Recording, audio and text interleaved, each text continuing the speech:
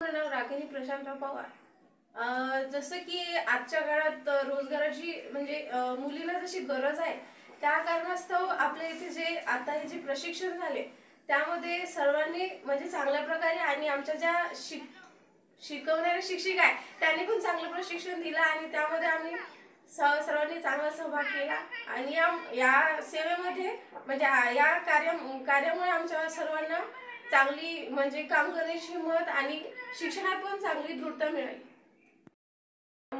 सहभाग घेतल्यामुळे आणि जे आम्ही कार्य करतो त्यामध्ये आम्ही सर्व मुली आणि महिला मिळून धन्यवाद करतो।